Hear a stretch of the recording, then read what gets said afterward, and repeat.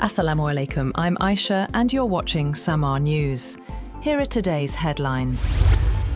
President Donald Trump has said that Iran can directly reach out if it wants to negotiate an end to the war. In an interview, he said Tehran could call the United States, adding that secure communication lines are available. He again praised Pakistan's leadership for its role in mediating talks with Iran and described Prime Minister Shehbaz Sharif and Field Marshal Asim Munir as great people, expressing strong respect for their efforts. Trump also said he cancelled the planned visit of U.S. envoys Steve Witkoff and Jared Kushner, citing travel costs and logistical challenges linked to the Islamabad talks. A security scare erupted at a White House Correspondents Association dinner in Washington after gunfire was reported near a security checkpoint, prompting the evacuation of U.S. President Donald Trump and other officials. Authorities said a man armed with a shotgun opened fire and targeted a Secret Service agent who was struck in a protective vest and survived. Panic spread inside the packed ballroom of around 2,600 guests as attendees ducked for cover and security forces rushed in. Officials confirmed the suspect has been arrested and no major injuries were reported. Meanwhile, U.S. President Donald Trump says the White House Correspondents Dinner shooting was not linked to tensions with Iran, describing the attacker as a lone wolf acting alone. Trump confirmed the suspect has been arrested and called him a very sick person, while saying federal agencies are investigating his background, including reports he is from California. Later, he said in an interview that the suspected shooter did not come close to entering the ballroom where the event was taking place and was stopped by law enforcement beforehand. Trump also posted about the incident, stressing the importance of building a secure ballroom at the White House. He said his White House ballroom project could not be built fast enough. The project was approved by Washington planning authorities on April 2nd, 2 days after a judge ruled work cannot proceed without Congress's approval. U.S. authorities have charged the suspected shooter in the White House Correspondents' Dinner incident with multiple offenses after he allegedly opened fire at a security checkpoint in Washington, D.C. Police said the man was armed with a shotgun, handgun, and multiple knives when he charged through the checkpoint at the hotel hosting the event.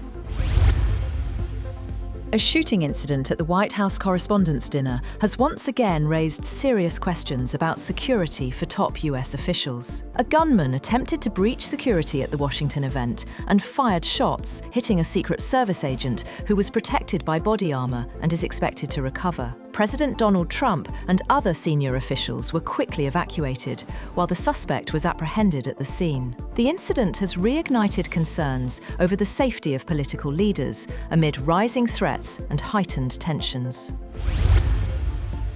Prime Minister Shehbaz Sharif has expressed shock over the shooting incident at the White House Correspondents' Dinner, calling it disturbing and saying he is relieved that US President Donald Trump, Melania Trump, and other guests are safe. In a statement on X, he offered prayers for their safety and well-being, adding that his thoughts are with those affected.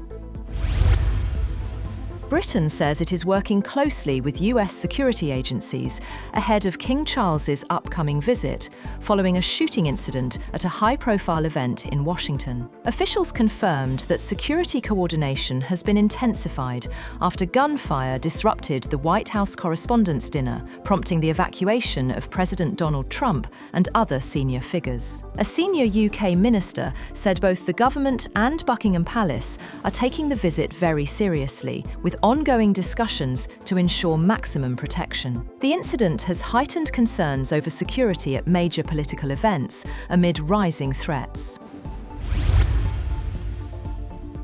Iranian Foreign Minister Abbas Araghchi has held telephone talks with his counterparts from Egypt and Turkey, discussing ceasefire efforts and broader diplomatic developments. During his call with Egyptian Foreign Minister Badr Abdelati, the two sides exchanged views on the US-Israel conflict and the evolving regional situation. Araghchi also spoke with Turkish Foreign Minister Hakan Fidan, briefing him on ceasefire progress and ongoing diplomatic efforts aimed at resolving the conflict. Meanwhile, Abbas Araghchi also met Oman's Sultan Haytham bin Tariq Al Said in Muscat to discuss regional tensions and mediation efforts. The Sultan stressed that dialogue and diplomacy must take priority to secure lasting peace and reduce the impact of the conflict. Araqchi briefed him on Iran's position and thanked Oman for its role in facilitating talks as part of a regional tour that began in Islamabad. At least 4 Palestinians were killed as Israeli occupation forces opened fire and carried out strikes across the Gaza Strip on Sunday. According to health officials, the victims included civilians who were hit near Gaza City and in southern areas, with additional casualties reported in separate incidents. And artists and students have taken over Madrid's Malesana district, turning streets into open-air galleries. More than 100 artists from around the world decorated walls and shutters as part of an annual initiative aimed at attracting visitors and supporting local businesses. The area, known for its bohemian culture and ties to La Movida Madrilena, once again became a hub of creativity and public art. That's all for now. For more updates, visit www.samaa.tv. Thank you for watching Samaa News.